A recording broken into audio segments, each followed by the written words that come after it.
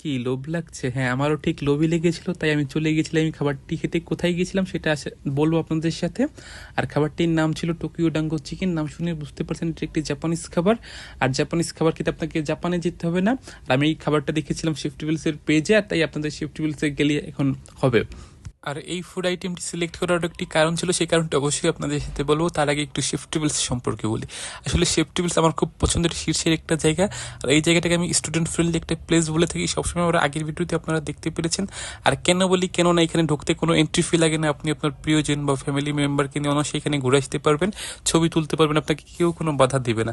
এখান থেকে মন চাইলে আপনি খেতেও পারেন, নাও খেতে পারেন। আমার সবচেয়ে বেশি এই বিষয়টি ভালো লাগে। হয়তো বা অনেক সময় অনেক জায়গায় দেখা যায় এন্ট্রি ফি লাগে বা খাওয়ার একটা বাধ্যবাধকতা থাকে, কিন্তু এখানে সেইটার ব্যতিক্রম। এটাই মনে হয় বাংলাদেশের এরকম একটা প্লেস যেখানে আসলে আপনি না খেয়েও সারাটা দিন এখানে কাটতে পারবেন, ঘুরতে পারবেন। এবার আসি এই আইটেমটি সিলেক্ট করার কারণ কি ছিল। আসলে আমরা যেহেতু বাঙালি, কোনো অফারই হাতছাড়া করতে চাই না বা করি না। যে কোনো অফার বা সুযোগ পেলেই সেটা লুফে নেওয়ার চেষ্টা করি। আমিও তার ব্যতিক্রম করিনি। এটা ছিল মূলত গেট অন বাই অন একটা খাবার, অর্থাৎ একটি কিনলে আর একটি ফ্রি। আর যেহেতু আমার সাথে একজন ছিল, তাই আমি এই আইটেমটি সিলেক্ট করেছিলাম। আমরা দুজন মিলে এটাই ট্রাই করেছিলাম। আর খাবারটি দেখতে যতটা ডেলিসিয়াস বা জুসি, বাস্তবে তার চেয়ে বেশি ফ্লেভারফুল একটি খাবার ছিল।